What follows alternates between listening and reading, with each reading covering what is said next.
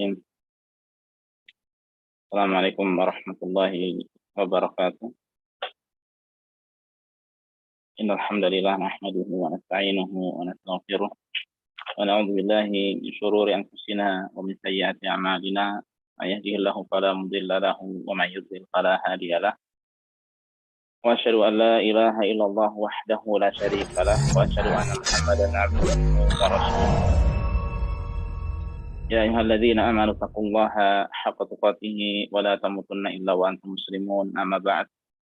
Fa inna asdaqal hadiits kitabullah wa khairal hadyi hadyi Muhammadin sallallahu alaihi wasallam wa syarrul umuri muhdatsatuha wa kullu muhdatsatin bid'ah wa kullu bid'atin dhalalah wa kullu dhalalatin finnar. Allahumma anfa'na bima 'allamtana wa 'allimna ma yanfa'una wa zidna ilma. Rabbi shrah li sadri wa yassir li amri wahlul 'uqdatam min lisani yafqahu qawli. Ma'asyiral muslimin, para jamaah sekalian, bapak-bapak, ibu-ibu, rekan-rekan, saudara-saudari, rahimanillah wa iyyakum, semua senantiasa dimuliakan dan dirahmati oleh Allah Subhanahu wa taala. Alhamdulillah, segala puji senantiasa kita panjatkan pada Allah. Salawat dan salam senantiasa kita sanjungkan kepada Nabi dan Rasul kita, Nabi Muhammad sallallahu alaihi wasallam. Alhamdulillah, pada Jumat sore ini kita dipertemukan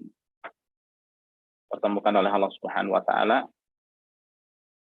Dan alhamdulillah dalam keadaan sehat walafiat, dalam keadaan bergelimang berbagai macam kenikmatan dari Allah Subhanahu wa taala. Dan pada pertemuan kali ini kita akan masih menyambung kajian seputar manasik haji, kajian manasik haji. Dan ini adalah pertemuan ke-18. Pada pertemuan kali ini insya Allah kita akan membahas ringkasan sifat haji Nabi Muhammad sallallahu alaihi wasallam. Dengan kata lain, ini adalah syarah atau penjelasan dari hadis Jabir bin Abdullah. Jabir merupakan sahabat Rasulullah sallallahu alaihi wasallam. Ayahnya yaitu Abdullah juga merupakan sahabat Rasulullah sallallahu alaihi wasallam. Di mana beliau di hadis yang sahih yang diriwayatkan oleh Muslim menjelaskan dengan panjang lebar seputar sifat haji ataupun tata cara haji Rasulullah sallallahu alaihi wasallam. Meskipun tentu saja untuk mengetahui kelengkapan tata cara haji manasik sesuai dengan tuntunan Nabi kita Nabi Muhammad sallallahu alaihi wasallam, kita perlu mengumpulkan banyak riwayat, Namun keistimewaan dari riwayat Jabir, hadis Jabir ini radhiyallahu ta'ala anhu, adalah hadis yang panjang yang mencakup banyak permasalahan haji, Tidak menjelaskan secara rinci satu persatu amalannya, namun bersifat global. Bahkan hadis ini pun tidak sampai hari-hari tasyrik, hanya berhenti di hari ke-10 atau ada hari Idul Adha, Namun ini bersifat umum yang menjelaskan secara global seperti apakah haji kita Nabi kita yaitu Nabi Muhammad sallallahu alaihi wasallam. Dan dalam menjelaskan hadis Jabir ini, para jamaah azanillahu wa iyyakum, kita akan membacakan hadis, potongan-potongan hadis, kemudian kita terjemahkan sedikit demi sedikit. Kiranya ada penjelasan-penjelasan yang perlu disampaikan, insya Allah akan kita sampaikan. Insya Allah akan kita sampaikan. Dan langsung saja kita masuk kepada hadis tersebut. Sekali lagi hadisnya adalah sahih diriwayatkan oleh Muslim, dan kita ambil atau kita buang beberapa sanadnya atau para perawinya, dan langsung saja kita sampai kepada Ja'far, ya, perawi yang bernama Ja'far bin Muhammad, ya, dari ayahnya itu Husain, dari ayahnya itu Ali bin Husain bin Ali bin Abi Thalib radhiyallahu taala anhum. Ya. Ini kita akan bacakan di sini insyaallah, ya. Kita akan mulai dari sini. Para jamaah sekalian yang semoga senantiasa dimuliakan, dirahmati oleh Allah Subhanahu wa taala, ya. Kita baca teks hadis an Ja'far ibnu Muhammad an abihi. Ya.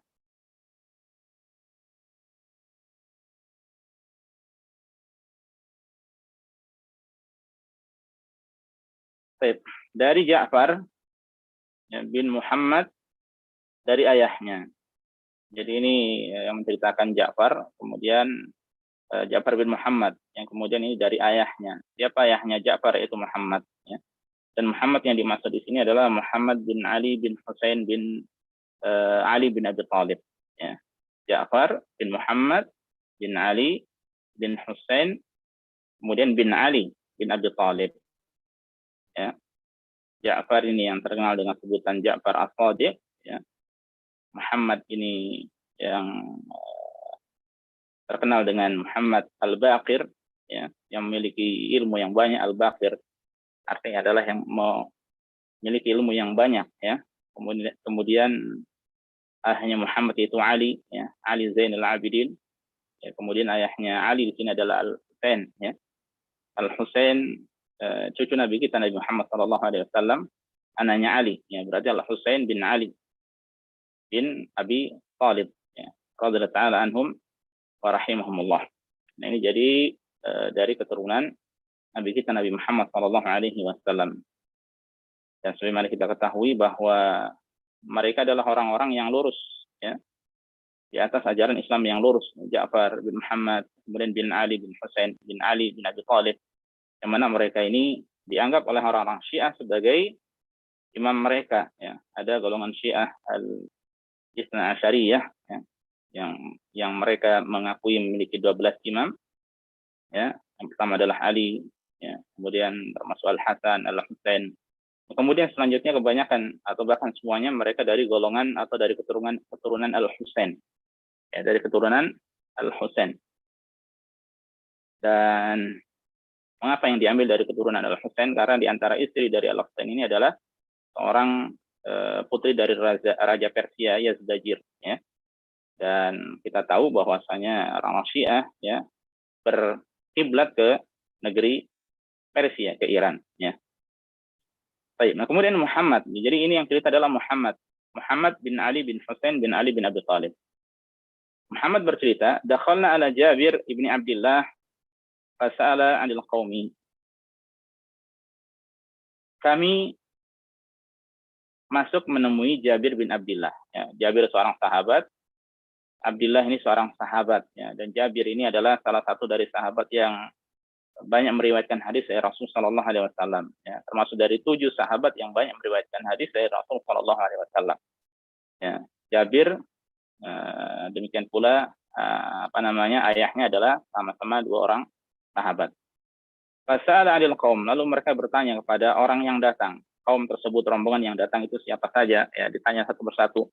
Hatta intaha ilayya, ya. Yang kemudian sampai akhirnya tiba ke giliranku, itu ke giliran Muhammad bin Ali bin Husain bin Ali bin Abi Thalib, ya, radhiyallahu taala anhum wa rahimahumullah.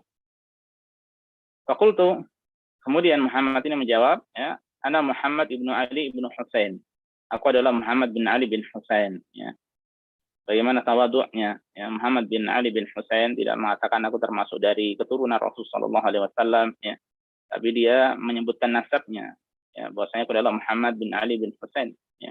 Tidak diteruskan, ya, meskipun sudah ma'ruf pada saat itu siapa beliau, ya. Kemudian fa ahwa biyadihi ila ra'si, ya. Lalu beliau meletakkan tangannya, yaitu Jabir meletakkan tangannya di atas kepala Muhammad ini, ya, diletakkan di kepalanya, ya. Fanaza'a ziril a'la thumma naza'a ziril asfal. Selanjutnya beliau ini membuka kancing ya, baju bagian atas ya, dan kancing baju bagian bawah yang dikenakan oleh Muhammad. Tsumma wada'a kaffahu ala baina sadiyayya ya. Kemudian beliau meletakkan satu telapak tangannya atau telapak tangannya ya di tengah-tengah di dada beliau, di tengah-tengah bagian dada ya. Wa ana yauma idzin ghulamun syabun. Sementara pada saat itu aku itu masih kecil ya. Ulama menjelaskan bahwa umurnya sekitar 9 atau 10 tahun ya. Jadi belum baligh. Jadi belum baligh ya. Kemudian Jabir mengatakan faqala marhaban bika ya ibna akhi ya. Selamat datang wahai anak saudaraku. Sal amma syi'ta ya. Silakan bertanya apa yang kau kehendaki, apa yang kau inginkan. Nah, di sini Raja Ma'azanillah wa iyyakum, mengapa Jabir bin Abdullah radhiyallahu ta'ala anhuma meletakkan tangannya ya, membuka kancing atas dan bawah kemudian diletakkan di dadanya. Ya, ulama menjelaskan ya, di antara alasannya ini termasuk dari memuliakan, menghormati beliau ya. Termasuk dari keturunan Rasul sallallahu alaihi wasallam ya. Dan di antara alasannya juga ini agar anak tersebut ya merasa nyaman ya. Jadi anak kecil tersebut dalam hal ini adalah Muhammad bin Ali ya, agar merasa nyaman ya. Orang kalau sudah merasa nyaman ya, dekat ya, maka dalam berbicara, berbincang-bincang itu pun akan nyaman pula ya. Jadi hadis ini diambil sebelum dia balik, adapun ketika diriwayatkan ya, ketika diriwayatkan oleh Muhammad bin Ali bin Husain ya, setelah beliau balik ya, setelah beliau balik. Dan banyak kita dapati ya, sahabat mendapatkan hadis dari Rasulullah SAW ketika mereka masih kecil, belum balik ya, kemudian menyampaikannya setelah mereka balik ya, menyampaikannya setelah mereka balik. Dan hal ini ya, tentu kalau kita terapkan di zaman sekarang tentu tidak sesuai. Selain itu tidak sesuai juga dengan keadaan di tengah-tengah kita. Ya, orang-orang Indonesia bukan termasuk kebiasaan seperti ini. Ya, ada pun sekedar mengelus-ngelus kepalanya, ya, ini adalah sesuatu yang insya Allah kita semuanya sepakat akan kebiasaan hal tersebut. Tidak mengapa ya.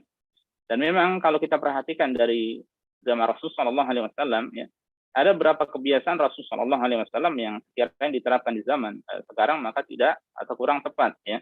Makanya kemudian ulama mengatakan bahwa itu termasuk kebiasaan Rasulullah SAW yang bukan termasuk dari ibadah ya. Di antaranya Rasulullah SAW itu terbiasa membuka kancing baju bagian atas ya. Ini Rasulullah SAW terbiasa membuka kancing bagian atas, jadi agak dibuka ya. Kalau di zaman sekarang ketika hal tersebut dilakukan oleh orang-orang yang berilmu ya, maka tidak sesuai dengan keadaan, tidak sesuai dengan zaman sekarang. Sebagaimana Rasulullah SAW dahulu rambutnya pun sedikit panjang ya, sedikit panjang. Ya, beliau gondrong. Ya.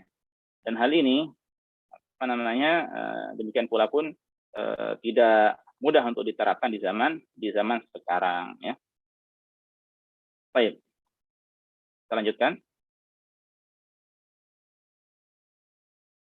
Fas'altuhu wa huwa a'ma wa hadar waqtu shalah. Ya. Lalu aku bertanya pada beliau, sementara pada saat itu beliau sudah buta. Ya. Jadi Jabir bin Abdullah ini di masa tuanya beliau buta, ya, tidak bisa melihat. Wa hadar waktu shalah ya, dan tiba waktunya yaitu waktu salat. Ya, maksudnya salat wajib ya. Faqama fi nisajatin multahifan biha ya. Beliau bangkit ya, kemudian dengan mengenakan pakaian luar ya, seperti abaya bagi wanita. Kalau di sini kita tahu ada pakaian yang biasa dikenakan di rumah ya, bagi wanita, kemudian mereka mengenakan abaya ya. Abaya, bahasa Arabnya abaah ya. Nah, ada juga pakaian untuk laki-laki seperti itu, untuk pakaian luar ya. Nah, kemudian kullama wada'a 'ala mankibihi raja'a tarafahu ilaihi min sighariha ya. Setiap kali beliau meletakkan di atas pundaknya, jadi pakaiannya itu diletakkan di luarnya untuk menutupi pundaknya ya. Maka kedua ujungnya itu merosot lagi ke arah kekecilan. Jadi turun lagi ke bawah karena sudah kekecilan pakaian tersebut ya. Wadida'uhu la jambihi 'alal misjab ya. Sedangkan kain selendangnya ataupun rida ya, atau pakaian penutup bagian atas ya, beliau letakkan di samping beliau di atas tempat gantungan baju ya. Fasalla bina, lalu beliau mengimami kami salat ya.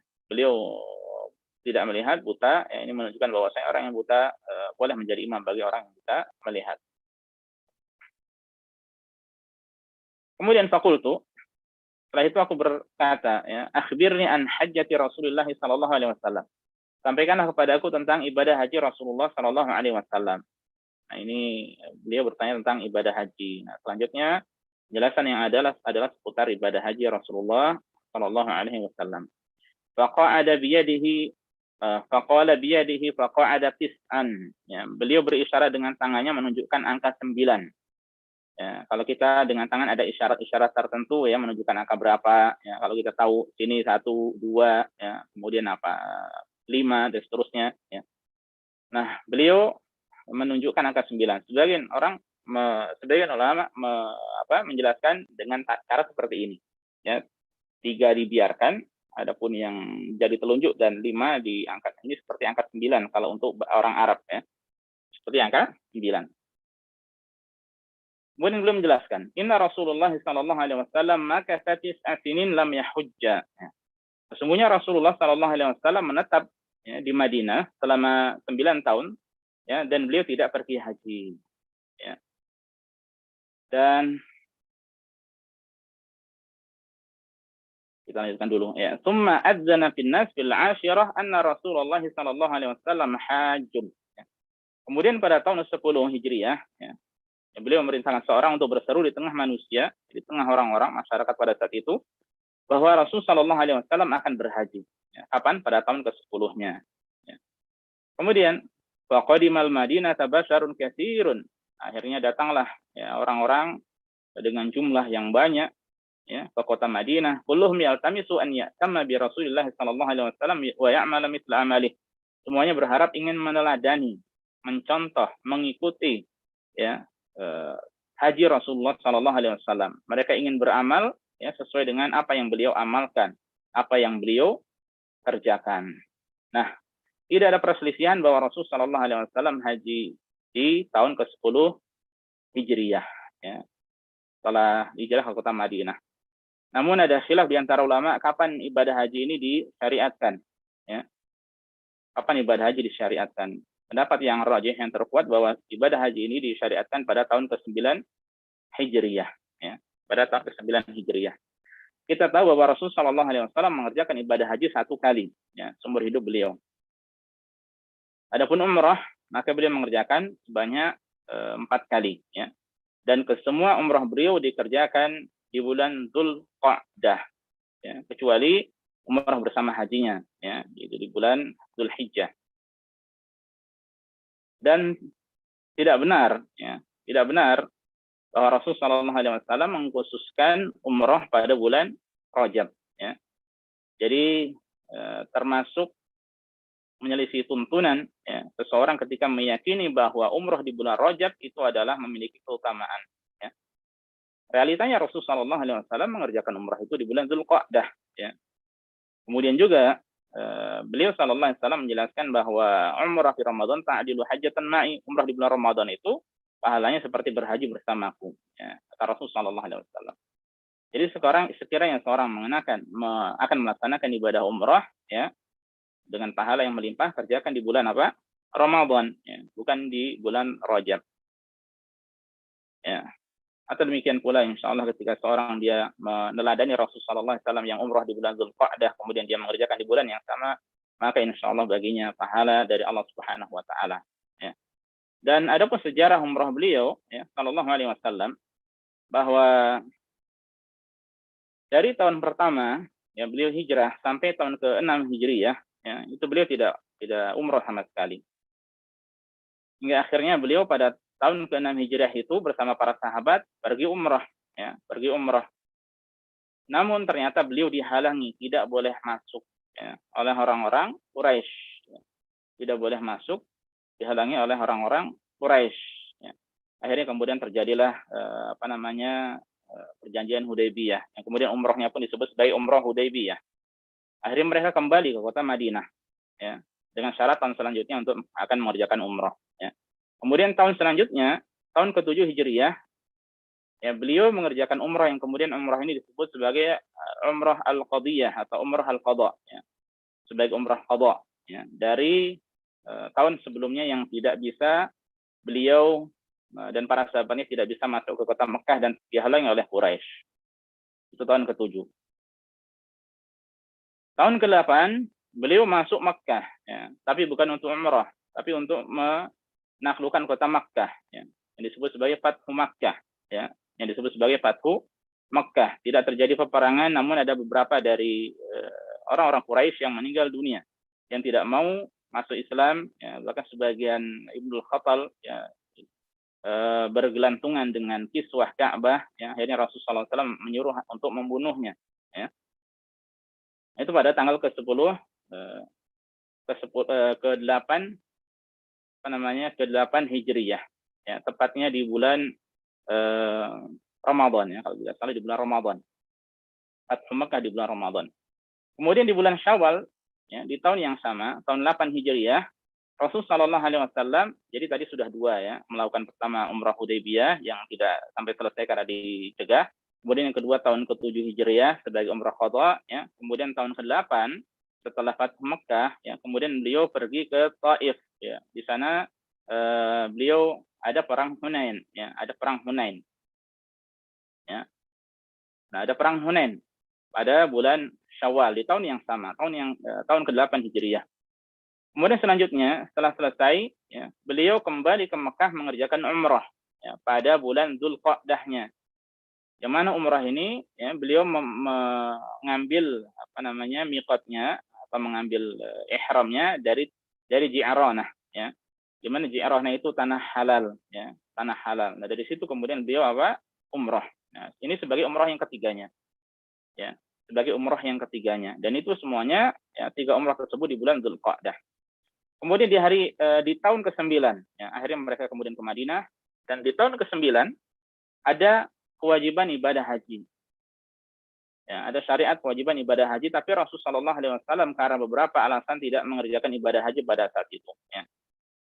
Yang ada pada tahun ke-9, beliau mengutus Abu Bakar As-Siddiq, ya, bersama rombongan, ya, di antaranya Abu Hurairah, kemudian juga Ali bin Abi Thalib, ya, radhiyallahu ta'ala anhum ajma'in, di mana kemudian Ali bin Abi Thalib menyeru di tengah manusia bahwa tidak boleh orang musyrik berhaji pada tahun selanjutnya, sebagaimana orang tidak boleh tawaf dalam keadaan yaitu telanjang, ya. Ada di antara kebiasaan orang Quraisy dahulu, ya, mereka mengerjakan tawaf tanpa mengenakan sehelai kain pun, ya. Kalau ahlu Mekah, mereka yang tinggal di Mekah, maka mudah mereka mendapatkan kain, ya. Di mana keyakinan mereka tidak mau tawaf dengan baju yang kotor. Maksudnya kotor dengan kemaksiatan, ya. Nah, kalau orang Mekah mudah mendapatkan kain karena memang rumahnya di Mekah, ya. Sebagian dari mereka yang dari kerabat terdekat dari Mekah, ya, Raja Daus sedikit, ya, yang begitu dekat dengan Mekah, yang memiliki kerabat di Mekah, ya, maka mereka bisa meminjam pakaian. Tapi sebagian yang jauh-jauh, ya, yang tidak memiliki kerabat di Mekah, ya, akhirnya mereka menanggalkan pakaian mereka. Dan adapun para wanitanya, mereka mengerjakan tawafnya pada malam hari. Ya, al-yawma yabdu ba'duhu aw kulluhu fama bada minhu kama uhilluhu, ya. Pada hari ini aurat tampak sebagiannya atau seluruhnya, dan apa yang tampak darinya maka aku tidak menghalalkannya. Mereka mengerjakan itu karena tidak mau berumrah dengan pakaian yang kotor, dengan kemaksiatan yang mereka lakukan, ya. Dan mereka tidak memiliki pakaian sehingga mereka melakukan terpaksa, dan untuk wanitanya di malam hari, dan itu bukan untuk menghalalkan untuk dilihat atau bukan untuk berzina, ya. Bukan untuk alasan berzina atau yang buruk, alasan buruk yang lainnya. Yang kemudian Allah Subhanahu wa taala turunkan firman-Nya, ya ayyuhalladzina amanu khudhu zinatakum 'inda kulli masjid. Ya, wahai orang-orang yang beriman, ambillah perhiasan kalian ketika menuju ke masjid, ya. Dan perhiasan yang wajib untuk dikenakan adalah menutup aurat, ya, adalah menutup aurat. Nah, itu pada tahun ke-9. Jadi Rasulullah SAW mengutus beberapa sahabat yang dipimpin oleh Abu Bakar As-Siddiq, ya, untuk sekali lagi mengumumkan bahwa untuk tahun depan tidak boleh orang musyrik haji, ya, tidak boleh masuk ke tanah haram, dan tidak boleh orang tawaf dalam keadaan yaitu telanjang. Di satu sisi juga di tahun ke-9, ya, itu terkenal dengan Amul Wufud, ya, tahun para utusan atau para delegasi. Karena banyak dari delegasi Arab, kabilah-kabilah Arab yang datang kepada Rasul Shallallahu Alaihi Wasallam untuk berbaiat, yang untuk masuk Islam, ya. Sehingga mereka akhirnya masuk Islam, ya. Waraitan nasa yadkhuluna fi dinillahi afwaja, dan mereka masuk Islam dalam keadaan berbondong-bondong, banyak-banyak, ya, berjamaah-berjamaah. Nah, baru pada tahun ke-10 Hijriah beliau melaksanakan ibadah haji. Nah, ini sedikit sejarah tentang umroh dan tentang umroh dan haji Rasul Shallallahu Alaihi Wasallam, ya. Dan beliau menuju ke Makkah pada saat itu, ya, sekitar 5 hari sebelum berakhirnya bulan Dzulqa'dah, ya, sebelum berakhirnya bulan Dzulqa'dah, dan sampai ke Mekah, ya, kurang lebih 8 hari setelah itu, ya, 8 hari setelah itu. Ya, kalau kita tahu untuk miqat dari kita penduduk Syarqi, ya, itu di Sailul Kabir, ya, atau Qurun Manazil atau Wadi Sail, atau juga bisa di lembah paling atasnya di Wadi Mahram yang di dekat kota Taif, ya. Itu adalah bagian dari Sailul Kabir paling atasnya, jadi terbentang, ya. Nah, kalau dari Sailul Kabir, kalau di zaman dahulu perjalanan dari situ ke Mekah itu sejauh 1 hari, ya, 1 malam, satu malam, ya. Ya, kalau dari Sa'diyah atau dari Yalamlam, mikotnya penduduk kota Yaman dan orang yang datang dari sana, ya, maka itu 2 malam, ya, atau 2 hari. Adapun dari Madinah itu sampai 8 hari, ya. Maka itu kita bersyukur, ya, sekarang di zaman sekarang bisa kalau naik mobil hanya beberapa jam saja dari Madinah sampai ke Makkah, ya. Baik, kita lanjutkan. Nah, ini sedikit tentang sejarah haji Rasulullah SAW dan umrah beliau. Kemudian fakharajna ma'ahu hatta atayna Dzulhulaifah. Kemudian akhirnya kami keluar, kata Jabir bin Abdullah, bersama beliau, ya, hingga kami sampai tiba di Dzulhulaifah. Dzulhulaifah adalah miqat dari penduduk kota Madinah dan orang-orang yang datang melalui daerah tersebut, ya. Kurang lebih dari pusat kota Madinah itu sejauh 11 km, ya, Dzulhulaifah. Di mana miqat ini masyhur dengan sebutan Bir Ali atau Abyar Ali, ya. Karena di situ ada sumur yang mereka yakini bahwasanya Ali bin Abi Thalib itu membunuh jin di situ, ya. Sehingga sumur tersebut dikenal dengan sumur Ali, Bir Ali. Bir, bi'run, ya, itu artinya sumur, ya. Dan hal tersebut tidak sahih, ya. Ini hanya cerita orang-orang awam saja. Secara riwayat tidak ada, ya. Nah, kemudian fawaladat Asma bintu Umaisin Muhammad ibni Abi Bakrin. Tatkala di Dzulhulaifah, ya, Asma bintu Umais, ya, termasuk dari sahabat yang pertama-tama hijrah, sahabat yang pertama-tama masuk Islam, ya, Asma bintu Umais. Dan Asma bintu Umais termasuk dari sahabat yang hijrah ke Al-Habasyah, Ethiopia, dan ke mana? Dan ke Madinah, ya, 2 kali dia hijrah, ya. Dan Asma bintu Umais ini awalnya adalah istri dari Ja'far bin Abi Thalib, ya, dari Ja'far bin Abi Thalib. Nah, ketika Ja'far bin Abi Thalib meninggal dunia pada peperangan Mu'tah, ya, Mu'tah sekarang kalau tidak salah masuk ke Yordania, ya, daerah Mu'tah, ya. Akhirnya setelah itu Asma dinikahi oleh Abu Bakar As-Siddiq, ya. Dinikahi oleh Abu Bakar As-Siddiq. Kemudian sepeninggal Abu Bakar As-Siddiq radhiyallahu ta'ala anhu, ya, Asma dinikahi oleh Ali bin Abi Thalib, ya, dinikahi oleh Ali bin Abi Thalib. 3 sahabat, ya, 3 sahabat mulia radhiyallahu ta'ala anhum ajma'in. Kemudian, ya, sekali lagi ketika di Dzulhulaifah, Asma itu melahirkan Muhammad bin Abi Bakar, ya. Muhammad anaknya Abu Bakar As-Siddiq radhiyallahu ta'ala anhum. Farsalat ila Rasulillah sallallahu alaihi wasallam. Kemudian Asma mengutus utusan, ya. Dalam riwayat yang lainnya disampaikan bahwa utusan tersebut adalah Abu Bakar, ya, untuk bertanya pada Rasulullah, "Kaifa asna'u?" Ya, apa yang aku kerjakan? Ya. Jadi dalam keadaan nifas, ya, apa yang aku kerjakan? Ini luar biasa orang-orang dulu, ya, melahirkan, ya, tidak ada dokter, tidak ada sesar, ya. Kemudian mereka berhaji lagi, ya, menunjukkan bahwa sebelum pergi haji itu mereka atau Asma ini dalam keadaan hamil tua, ya. Kemudian kata Rasul Shallallahu Alaihi Wasallam, pertanyaan adalah irtasili, silakan anti mandi, ya. Jadi orang yang dalam keadaan haid atau nifas, ya, ketika hendak umrah atau haji, ya,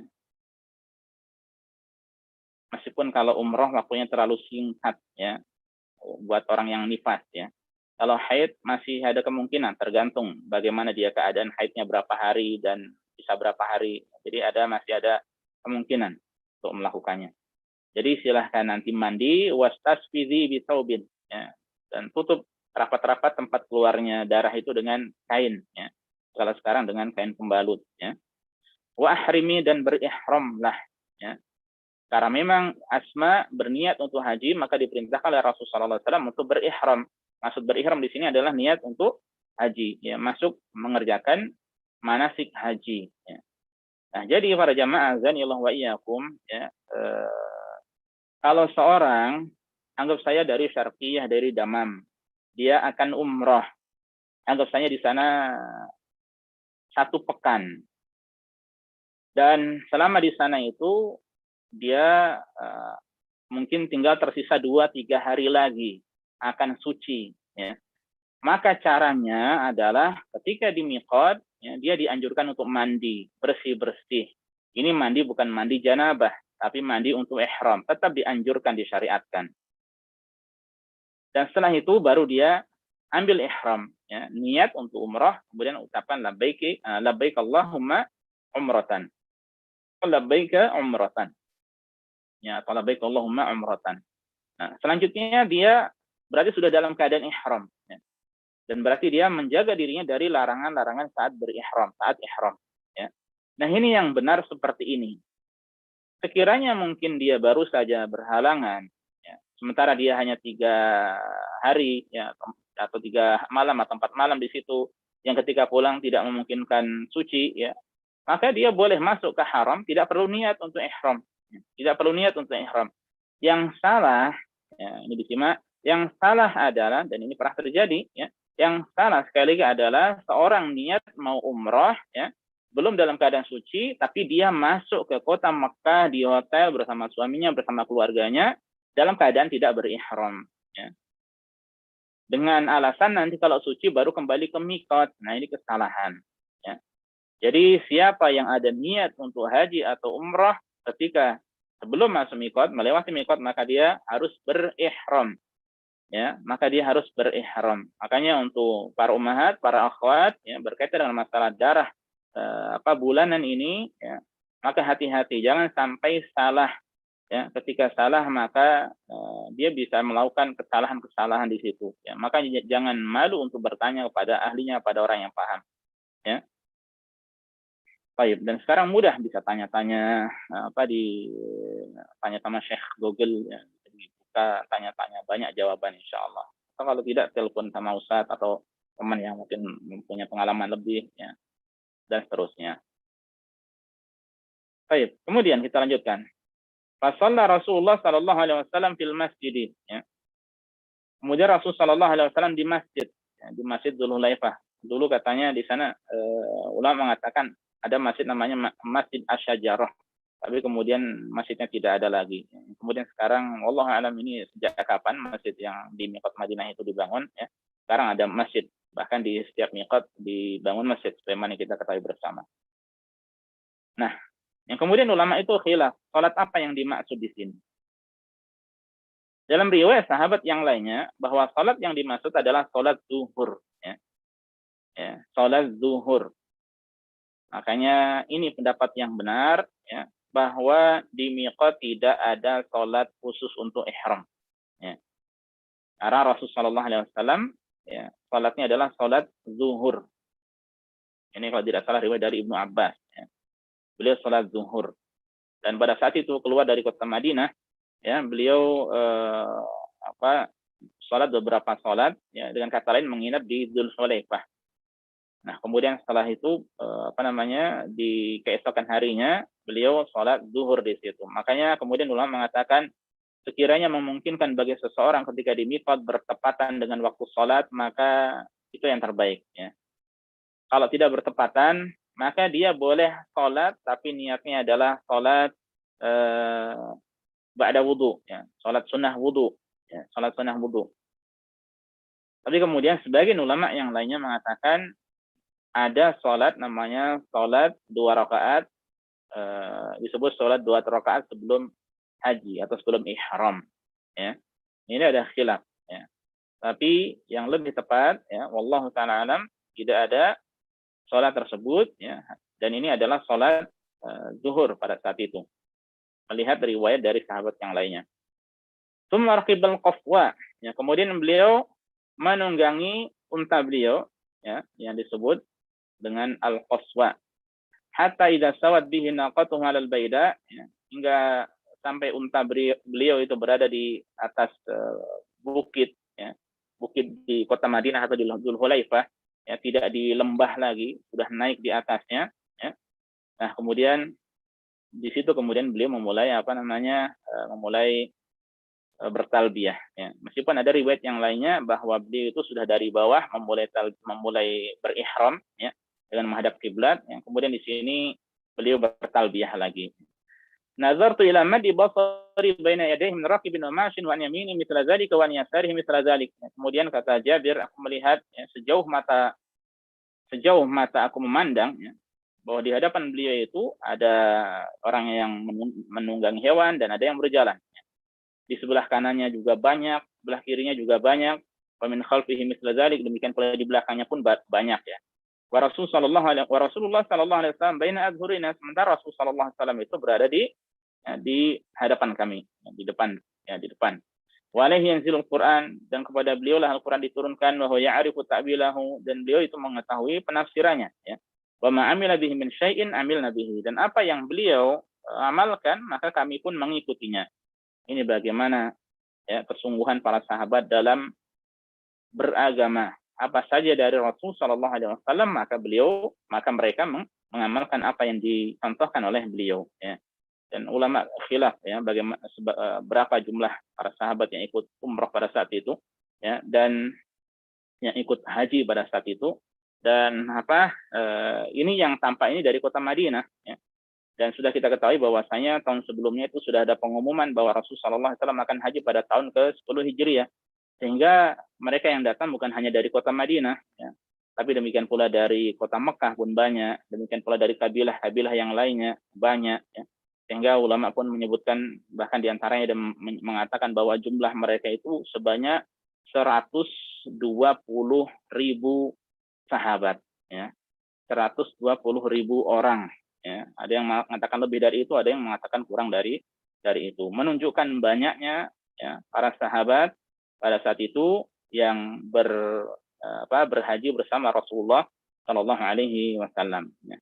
Kalau sekarang kita tahu untuk tahun sekarang ada berapa, 60.000, ya, 60.000 yang akan berhaji.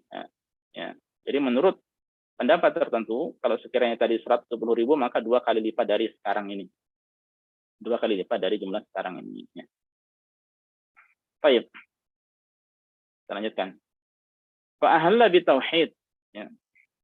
Kemudian beliau memulai talbiyah dengan tauhid, ya. Labbaik Allahumma labbaik, labbaik la syarika lak, labbaik innal hamda wa ni'mata laka wal mulk la syarika lak, ya. Wa ahalla an-nasu bihadzal ladzi yuhilluna bih, dan orang-orang itu, ya, membaca talbiyahnya dengan talbiyah yang ma'ruf seperti sekarang ini, ya. Maksudnya mereka menambah-nambah, sebagian menambah, ada tambahan tertentu, ya. Ada tambahan-tambahan tertentu selain dari talbiyah yang masyhur dari Rasul Shallallahu Alaihi Wasallam ini, dan yang masyhur seperti talbiyahnya Ibnu Umar radhiyallahu taala anhuma, ya, ada kalimat-kalimat tertentu, ya, labbaik labbaika labbaika wa sa'daik, ya. Kemudian ada warraghba'u ilaik wal amal, dan seterusnya, ya. Nah, tapi mendengar hal tersebut, falam yarudda Rasulullah Shallallahu Alaihi Wasallam alaihim syai'an minhu, ya. Beliau Shallallahu Alaihi Wasallam tidak mengomentari, ya, sedikit pun dari talbiyah mereka, ya. Walazima Rasulullah Shallallahu Alaihi Wasallam talbiyatahu, sedangkan beliau terus membaca talbiyah yang dibaca tadi, ya. Melazimkan terus membaca talbiyah tersebut, ya. Sehingga ulama mengatakan bahwa yang terbaik adalah talbiyah yang diucapkan oleh Rasulullah Shallallahu Alaihi Wasallam tersebut, ya, yang kita ketahui bersama. Qala Jabir radhiyallahu anhu, Jabir melanjutkan, lasna nanwi illal hajj, pada saat itu kami tidak berniat kecuali untuk mengerjakan ibadah haji, ya. Lasna na'riful umrah, ya. Kami tidak tahu umrah pada saat itu. Maksudnya bukan tidak tahu amalan umrah, mereka tahu. Ya, maksudnya adalah mereka tidak tahu bahwa ada haji bisa digabung dengan umrah, ya. Atau juga mereka tidak tahu ada tamattu, ya. Tamattu itu kan umrah dulu baru haji, ya. Atau haji digabung dengan umrah berarti qiran, ya. Sehingga yang mereka niatkan hanya haji. Yang kita tahu haji tersebut adalah disebut sebagai haji ifrad, ya. Baik. Nah, ini dilewati jauh, ya, karena apa namanya, setelah itu berjalan dari Madinah sampai kota Mekah. Nah, ini sampai Masjidil Haram. Hatta idza ataina al-baita ma'ahu, ya, istalama ar-rukna faramala thalathan wa masya arba'a, ya. Pada saat kami sampai di Ka'bah, ya, bersama Rasul sallallahu alaihi wasallam, beliau mengusap ar-rukna. Ketika disebut ar-rukun di sini maksudnya bukan rukun Yamani, tapi rukun di sini adalah rukun yang disebut sebagai Hajar Aswad. Ya, jadi beliau mengusap Hajar Aswad. Nah, ini sunnahnya apabila memungkinkan.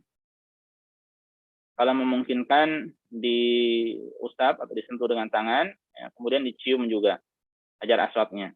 Kalau tidak memungkinkan, cukup diusap dengan tangan, kemudian dicium tangan tersebut. Ketika tidak memungkinkan, mungkin seorang membawa tongkat atau payu, tongkat tersebut yang diusapkan di Hajar Aswad kemudian dicium. Ya. Kalau tidak, ya, maka mudahnya cukup isyarat dengan tangan dengan mengucapkan Bismillah ya Allahu Akbar, ya, dan tidak perlu dicium. Ya. Tidak ada tuntunannya mencium tangan yang kita gunakan untuk isyarat tersebut. Ya. Kemudian faramala salasa, ya. Lalu beliau berlari-lari kecil sebanyak 3 putaran. Wa masya arba'an, dan berjalan sebanyak 4 putaran. Nah, ini khusus untuk laki-laki. Ya, berlari kecil atau melakukan ramal ini khusus untuk laki-laki. Ya. Dan ada khilaf di antara ulama apakah dari Hajar Aswad sampai ke Hajar Aswad atau dari Hajar Aswad sampai rukun Yamani. Ketika sudah sampai rukun Yamani kemudian berjalan sampai Hajar Aswad. Dari Hajar Aswad lagi berlari-lari kecil lagi. Nah, ini ada perbedaan pendapat di antara ulama. Sebagaimana termasuk dari rukun, sebagaimana termasuk dari sunnah saat tawaf adalah dengan melakukan ittiba, yaitu di mana pundak bagian kanan bagi laki-laki disingkap, sementara pundak bagian kirinya ditutup dengan kain ihram. Nah, itu sunnah juga hukumnya. Kemudian, nah setelah selesai, ya berarti dari 7 putaran, 3 tambah 4 berarti 7 putaran. Tsumma nafadha ila maqam Ibrahim alaihissalam. Ya, selanjutnya beliau menuju maqam Ibrahim. Faqara'a, dan membaca firman Allah, wattakhidhu min maqam Ibrahim musalla, dan jadikanlah maqam Ibrahim itu sebagai tempat salat. Ya. Ini sunnahnya. Jadi dibaca ayat ini. Faja'alul maqam bainahu wa bainal bait. Kemudian beliau menjadikan atau memposisikan maqam Ibrahim itu di antara beliau dengan Ka'bah. Ini beliau, ya, ini maqam Ibrahim, depannya Ka'bah. Ya. Ini sunnahnya. Sekiranya tidak memungkinkan, maka di mana saja dari Masjidil Haram boleh. Ya. Dan sebaiknya dia mencari tempat yang tidak dilalui oleh orang-orang. Ya. Dan sholat ini hukumnya sunnah. Sholat ini hukumnya sunnah. Kemudian, dahulu ayahku, ini yang berkata adalah Muhammad bin Ali bin Husain. Ya.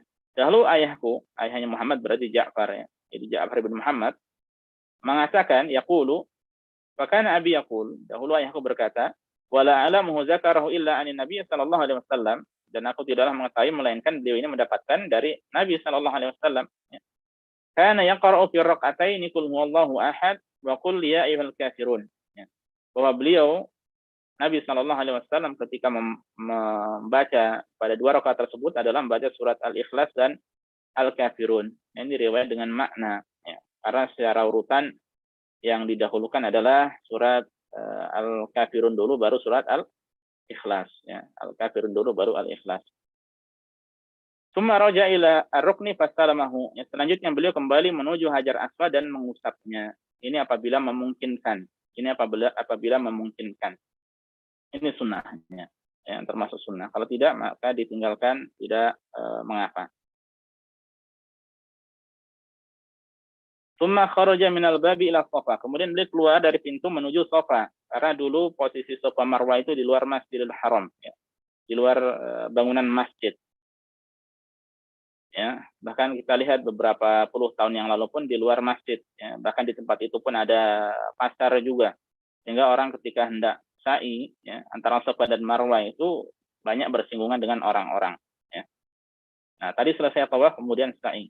Falamma dana minal Safa, ketika beliau sudah dekat dengan Safa, qara'a. Beliau membaca firman Allah, Inna Safa wal Marwata min sya'airillah. Sesungguhnya Safa dan Marwah itu ya termasuk bagian dari syiar-syiar Allah. Kemudian beliau mengatakan, Abda'u bima bada'allahu bih. Aku memulai ya, dengan apa yang Allah mulai. Yaitu Allah memulai dengan Inna Safa, dengan penyebutan Safa. Berarti sa'i dimulai dari Safa, kemudian menuju Marwah. Sampai Safa lagi, terus sampai 7 putaran, dan terakhir di Marwah. Ya. Fabada abis Safa, kemudian beliau memulai ya, dari Safa. Faraqi alaihi, naik di bukitnya. Ya. Hatta ra'al bait, sampai bisa melihat ke Ka'bah. Ya. Dan sekarang pun masih bisa memungkinkan, khususnya ketika di lantai dasarnya ada naik turunnya itu, ya maka bisa kelihatan Ka'bahnya. Ya, dari situ, khususnya di Safa. Kalau di Marwah sudah tidak kelihatan. Adapun ketika di lantai-lantai atas atau di basement, maka tidak tampak, tentu saja. Fastaqbal al-qiblah, kemudian beliau menghadap ke arah kiblat. Ya. Beliau menghadap ke arah kiblat. Ya. Fawahhadallaha wa kabbarahu. Kemudian beliau mentauhidkan Allah dan bertakbir. Ya. Yaitu mengucapkan Allahu Akbar dengan mengangkat tangannya. Allahu Akbar, Allahu Akbar, Allahu Akbar sebanyak 3 kali. Ya. Kemudian mengatakan la ilaha illallah wahdahu la syarika lah, lahul mulku wa lahul hamdu wa huwa ala kulli syai'in qadir. La ilaha illallah wahdah. Dalam sebuah riwayat dengan tambahan wahdahu la syarikalah, ya. Anjaza wa'dah wa nasara 'abdah wa hazamal ahzaba wahdah. Nah, ini zikir yang sunnah ketika di Safa, demikian pula di Marwah, ya.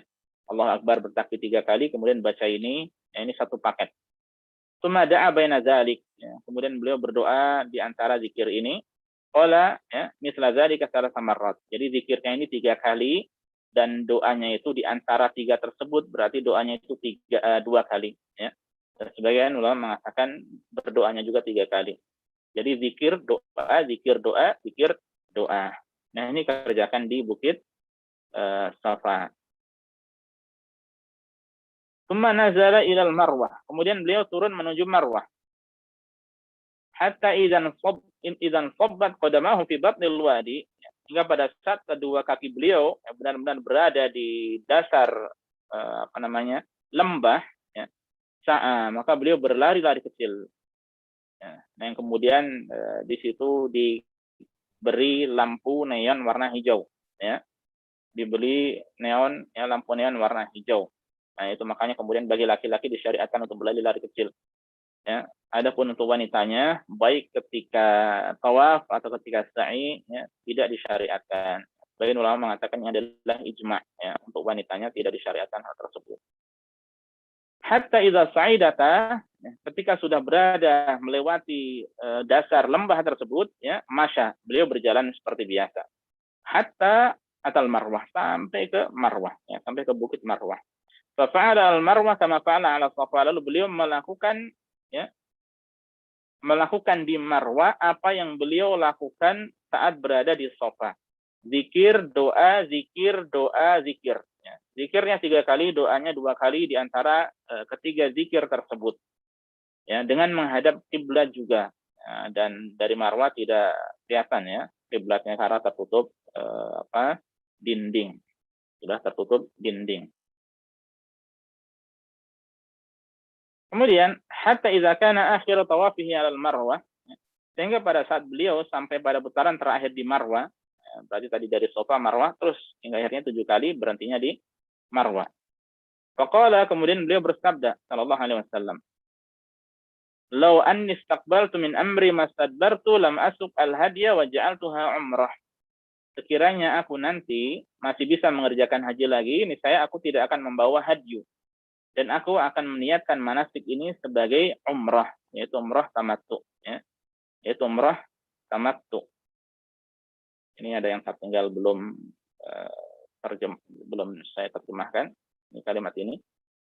Faman kana minkum laisa ma'ahu hadyun falyahilla walyaj'alha umrah.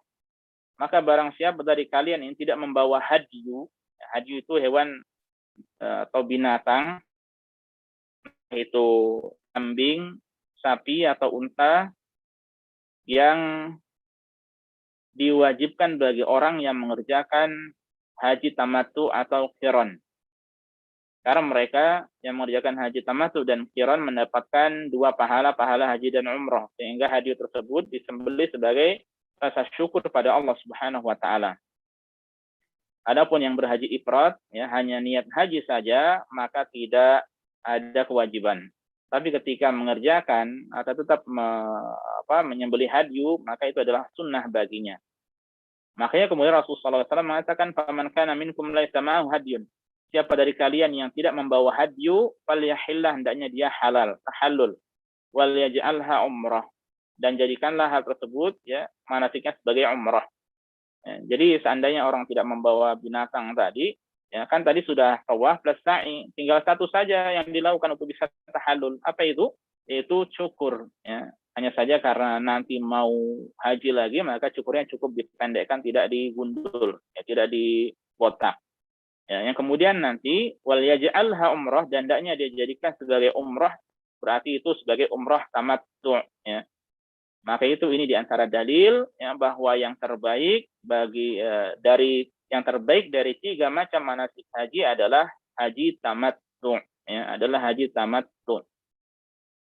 Wallahu a'lam, kalau tidak salah pada saat itu beliau sallallahu alaihi wasallam sampai ke kota Makkah itu tanggal ke-4 atau berapa Hijriah, ya. Ke-4 Dzulhijjah atau berapa, ya. Saya lupa sampainya. Baik. Jadi anggap saja seandainya itu benar tanggal 4, ya. Perlu saya baca lagi. 4 Dzulhijjah, ya, maka ada kesempatan untuk hari hajinya nanti hari tarwiyah tanggal 8. Jadi dari tanggal 4, 5, 6, 7, ya, dia dan 8 pagi dia masih bisa santai-santai dalam keadaan halal, ya, bukan dalam keadaan ihram. Baik. Faqama Suraqah bin Malik bin Ju'shum, lalu Suraqah bin Malik bin Ju'shum itu berdiri, faqala, dan bertanya, "Ya Rasulullah, alim amina hadza am li abad?" Wahai Rasulullah, hal tersebut, ya, itu berlaku untuk tahun ini saja atau untuk selama-lamanya, ya. Maksudnya siapa yang tidak membawa hadyu tadi, hendaknya dia jadikan manasiknya manasik tamattu, ya. Fasyabbaka Rasulullah sallallahu alaihi wasallam asabi'ahu wahidatan fil ukhra. Beliau masukkan jari jemarinya, ya. Kemudian beliau mengatakan, wa qala dakhalatil umrah fil haji marratain la bal li abadin abad, ya. Kemudian beliau mengatakan bahwasanya umrah masuk ke haji, ya, sebanyak 2 kali. Dan beliau katakan tidak, ya, itu tidak khusus untuk tahun itu saja, ya, bahkan untuk selama-lamanya, kata Rasulullah sallallahu alaihi wasallam. Ya, jadi umrah masuk ke haji, ya, umrah masuk ke haji berarti itu artinya tamattu, ya. Umrah masuk ke haji berarti tamattu. Nah, tadi sudah kita sampaikan, Rasul mengatakan siapa tidak membawa hadyu, ya, maka hendaknya dia jadikan tamattu. Wa qadima Aliun minal Yaman bi budnin Nabi sallallahu alaihi wasallam.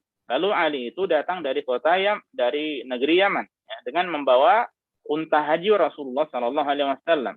Wa wajada Fatimah radhiyallahu ta'ala anha mimman halla wa labisa thiyaban sabighan waqta halat. Ya, sesampainya di Makkah dia dapati Fatimah itu dalam keadaan halal, ya, dalam keadaan tidak berihram, dan dia mengenakan pakaian yang berwarna bercorak, ya, waktu halal, dan memakai celak, ya. Fa ankara dzalika 'alaiha faqalat. Kemudian Ali mengingkari hal tersebut. Ini berihram pada dalam keadaan seperti ini tidak boleh, ya. Akhirnya mengatakan, akhirnya Fatimah menjawab, "Inna abi amarani bihadza." Ayahku yang nyuruh seperti ini, ya. Sungguhnya ayahku yang menyuruhku demikian. Qala, kemudian Jabir melanjutkan, "Fakana Aliun yaqulu bil Iraq." Dan pada saat itu Ali bercerita, jadi ini kejadiannya Jabir ini mendapatkan cerita ini ketika Ali pada saat itu berada di Irak bersama beliau, ya, di Irak. Ya. Dan sudah kita sampaikan tadi, Jabir ini bercerita didatangi oleh Muhammad bin Ali bin Husain bin Ali bin Abi Thalib radhiyallahu ta'ala anhum rahimahumullah. Ini ketika sudah tua, ya, bahkan tidak bisa melihat lagi Jabir. Nah, pada saat itu Ali bercerita, "Fadhahabtu," menceritakan keadaan ini, ya. "Fadhahabtu ila Rasulullah sallallahu alaihi wasallam muharrishan ala Fatimah lilladhi sana'at mustasiyan mustaftiyan li Rasulillah sallallahu alaihi wasallam fi ma dzakarat anhu. Ya. Lalu aku pergi menemui Rasulullah sallallahu alaihi wasallam karena merasa terganggu, tidak nyaman dengan perbuatan dan cerita Fatimah. Ya. Mengapa beliau datang? Ya, menemui Rasulullah untuk meminta fatwa kepada beliau, ya, sallallahu alaihi wasallam. Itu terhadap apa yang dilakukan oleh Fatimah. Ya. Lalu aku sampaikan bahwa aku mengingkarinya. Ya. Sampaikan ceritanya, ya, bahwasanya Ali mengingkarinya. Ya. Kemudian ankartu dzalika 'alaiha. Faqala, kemudian Rasulullah SAW menjawab, "Shadaqat." Fatimah benar, ya. Akhirnya Rasul bertanya kembali, "Madza qulta hina faradta al-hajja?" Ya. Wahai Ali, ya. Wahai Ali, lalu apa yang engkau ucapkan saat berihram haji? Ya. Jadi ketika engkau kan dari kota Yaman, dari negeri Yaman. Nah, ketika di Yalamlam atau di Sa'diyah sekarang, ya, itu apa yang engkau ucapkan? Kamu niatnya itu haji apa? Ini Ali orang yang cerdas, ya. Apa yang diucapkan oleh Ali kita simak. Qultu, aku menjawab, kata Ali, Allahumma inni uhillu bima ahalla bihi Rasulullah. Ya Allah, sesungguhnya aku berniat haji sebagaimana niat yang diniatkan, ya, oleh Rasulmu, ya, Muhammad sallallahu alaihi wasallam. Jadi dia niatnya itu digantungkan sesuai dengan niat Nabi kita Nabi Muhammad sallallahu alaihi wasallam. Ya, faqala, kemudian Rasulullah SAW mengatakan, fa inna ma'iyal hadya fala tahillu. Ya, sesungguhnya aku ini membawa hadyu, ya, sehingga tidak tahallul. Ya, makanya riwayat ini, ya, menguatkan bahwa Rasulullah SAW itu tidak tahallul, berarti beliau mengerjakan haji qiran. Ya. Kalau kita lihat riwayat dari riwayat Jabir ini saja, tapi ketika melihat sahabat-sahabat yang lain memang ada khilaf, ya. Khilaf yang kuat di tengah para sahabat, yang kemudian para ulama pun berselisih juga tentang haji apakah yang dikerjakan oleh Rasulullah Shallallahu Alaihi Wasallam. Ya. Namun setelah itu, ini khilaf tentang haji apa yang dikerjakan oleh beliau.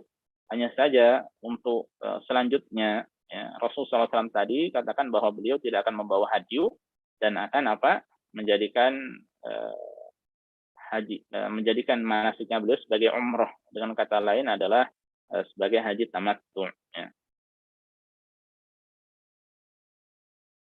Kemudian qala, ya, Jabir melanjutkan, fa kana jama'atul haji alladhi qadima bihi Ali min al-Yaman walladhi ata bihi an-nabiy sallallahu alaihi wasallam 100. Pada saat itu jumlah haji yang dibawa oleh Ali dari Yaman, ya, bila digabungkan dengan apa yang dibawa oleh Rasul sallallahu alaihi wasallam sebanyak 100 ekor, dan 100 ekor ini unta, ya, bukan kambing, bukan sapi, tapi unta. Dan kalau 101 unta itu bisa buat 7. Ya, ini kalau dikambingkan, ya, berarti setara dengan 700 ekor kambing. 100 kali 7. Ya. 700 ekor kambing. Bagaimana Rasulullah SAW harta beliau, ya, ketika punya harta itu untuk umat. Ya. Ketika punya harta, lillahi ta'ala, disedekahkan, diamalkan lillahi ta'ala, tidak disimpan, ya. Harta beliau tidak disimpan. Maka itu sudah sepatutnya bagi seorang yang memiliki kelebihan harta, ya, berusaha untuk mencontoh Rasulullah SAW, ya, berusaha untuk mencontoh Rasulullah SAW, dan itu yang akan menjadi tabungan sesungguhnya yang untuk dihabiskan untuk urusan dunianya, ya, dia ditabung di akhirat untuk amal-amal kebaikan. Ya. Makanya kalau dia mampu membayar hadyu 5, bayar 5, kambing 10, bayar 10, ya, ini top. Dan hanya dia yang tahu, tidak perlu diceritakan pada orang lain. Ya. Dan mohon kepada Allah, ya Allah, semoga Allah engkau menerima amal ibadahku. Ya. Luar biasa bisa berhadyu dengan 700 ekor kambing. Untuk tahun ini hadyu harganya 799 real. Ya, 800 real kurang 1 real. Ya. Tinggal dikalikan ketika dia mau berhadyu dengan 700 ekor kambing. Dan tidak mustahil bagi orang-orang tertentu bisa melakukannya. Ya. Baik. Kita lanjutkan, belum selesai tadi. Fahallan nasu kulluhum wa qassaru illa an-nabiy sallallahu alaihi wasallam wa man ma'ahu hadyun. Ini juga memperkuat riwayat haji Rasulullah. Ya. Kemudian orang-orang tahallul semuanya, ya.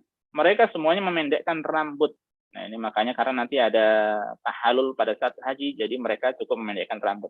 Kecuali Nabi Shallallahu Alaihi Wasallam dan orang-orang yang bersama beliau membawa hadyu. Ya. Nah, ini menguatkan beliau hajinya adalah haji qiran. Kemudian, falamma kana yaumut tarwiyah. Nah, ini tadi sudah disingkat ya, selesai tadi pada hari ketika sudah selesai tawaf, kemudian sa'i, kemudian cukur, kan sudah selesai ya.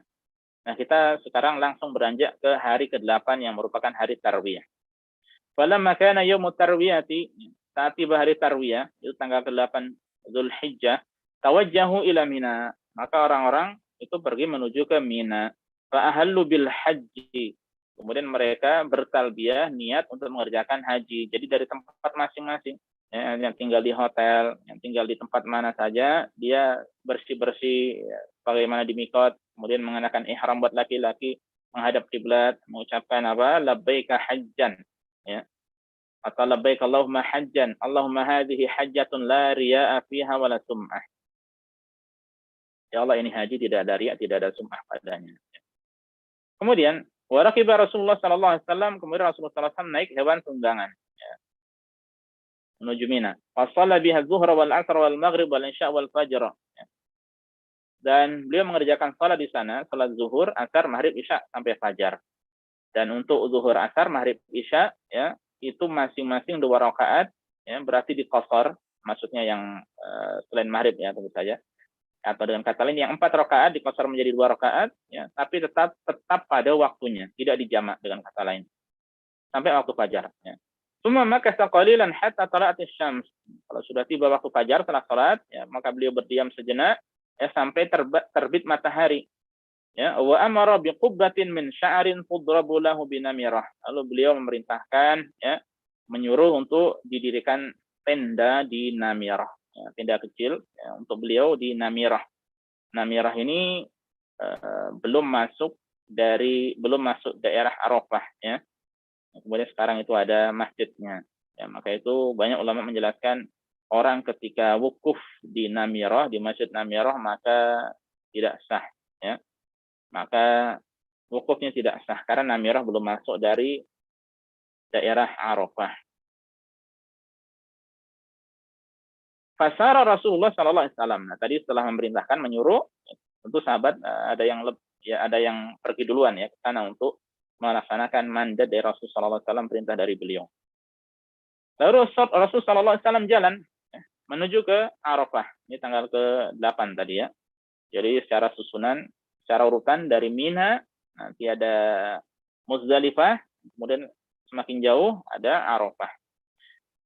Dan wala tasyuqu Quraisyun illa annahu waqifun 'indal masyaril haram kama kanat Quraisyun tasna'u fil jahiliyah. Nah, kemudian ternyata ya, sementara itu orang-orang Quraisy tidak ragu lagi ya bahwa beliau sallallahu alaihi wasallam pasti akan wukuf di Muzdalifah sebagaimana yang dikerjakan oleh mereka dahulu di masa jahiliyah. Jadi orang-orang jahiliyah itu wukufnya di Arafah, wukufnya di Al-Masyaril Haram atau di Muzdalifah. Makanya kemudian Rasulullah sallallahu alaihi wasallam selisihi mereka ya. Fa'ajaza Rasulullah sallallahu alaihi wasallam hatta ata Arafah. Kemudian Masyaril Haram atau Muzdalifah beliau lewati ya. Beliau lewati dan beliau wukufnya ternyata di Arafah. Sampai beliau akhirnya tiba di Arafah. Nah, sebelum tiba di Arafah, wajadal qubbata qad duribat lahu binamirah ya.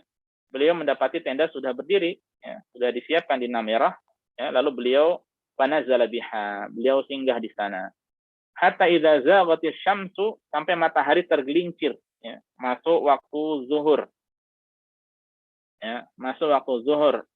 Amara bil qaswa ya, beliau memerintahkan agar qaswa itu disiapkan, dipersiapkan. Faruhilat, akhirnya pun disiapkan ya lahu untuk Rasulullah SAW. Fa'atna batnal wadi. Nah, kemudian beliau turun sampai ke dasar lembah. Ya, ini wadinya, lembahnya namanya Wadi Umronah. Ya. Jadi beliau singgah di Namirah, ketika mau khutbah turun di lembah, setelah itu baru masuk ke Arafah. Ya. Pertama ke Namirah, selanjutnya ke Wadi Umronah, selanjutnya masuk ke Arafah. Ya. Jadi beliau ke dasar lembah dan berkhutbah di tengah para sahabatnya. Ya. Jadi beliau kemudian berkhutbah pada saat itu. Dan para jamaah sekalian, untuk khutbahnya kita lewati. Sebenarnya itu pembahasan penting berkaitan dengan masalah khutbah. Ya, khutbah beliau berisi nasihat, kewajiban suami atas istri, kewajiban istri atas suami, dengan kata lain hak suami, hak istri, dan pembahasan penting yang lainnya. Ya. Tapi mengingat waktu, yang kita lewati saja. Semoga dimudahkan dibahas di lain waktu pesan-pesan Rasulullah Shallallahu Alaihi Wasallam di Arafah. Thumma azana, thumma aqama fasalla zuhra, thumma aqama fasalla al-asra. Kemudian seorang mengumandangkan azan. Ya, lalu iqamah dan iqamah. Lalu beliau salat zuhur. Ya, salatnya 2 rakaat. Kemudian selanjutnya dikumandangkan iqamah lagi. Lalu beliau salat asar. Ya, jadi azannya sekali, iqamahnya 2 kali. Iqamah 1 untuk salat zuhur, iqamah kedua untuk salat asar. Walam yusalli bainahuma syai'an, dan beliau tidak mengerjakan salat, ya, mengerjakan salat apapun di antara kedua salat tersebut. Ya. Jadi salatnya, jadi tadi khutbah, kemudian salat ini adalah salat zuhur dan asar di jamak dan di qasar. Di jamak dan di qasar. Dan perlu disampaikan para jamaah sekalian, azanillahu wa iyyakum, bahwa seorang musafir, ya, itu tidak disyariatkan baginya untuk sholat sunnah rawatib kecuali sholat sunnah 2 rakaat sebelum fajar. Ya. Jadi tidak ada 2 rakaat pada maghrib, ya, 2 rakaat atau 4 rakaat sebelum zuhur, 2 rakaat pada zuhur, 2 rakaat pada maghrib, dan 2 rakaat pada isya. Ya.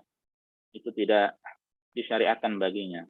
Dan ini pendapat kuat, ya. Karena sholat yang 4 rakaat saja dijadikan 2. Ya. Sekiranya rakaat-rakaat itu penting, maka yang 4 ditetapkan 4. Ya. Yang wajib saja dijadikan 2, ya, ketika safar. Mengapa kemudian seorang malah mengerjakan yang sunnah? Ya. Kecuali 2 rakaat sebelum fajar ini senantiasa dijaga oleh Rasulullah SAW, baik dalam keadaan mukim maupun safar. Ya.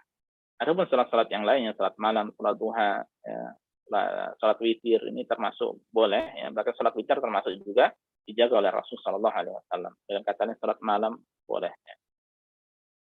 Kemudian, thumma raqiba Rasulullah sallallahu alaihi wasallam hatta atal mauqif. Ya. Lalu Rasulullah sallallahu alaihi wasallam mengendarai atau menunggangi tunggangan tersebut hingga sampai di tempat wukuf di Arafah.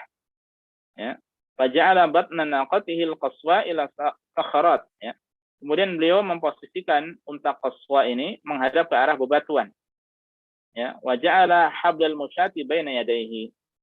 Dan jalanan para pejalan kaki, ya, juga di hadapan beliau. Jadi posisinya beliau, kemudian Jabal Arafah, ya, kemudian baru Ka'bah. Ya, baru Ka'bah.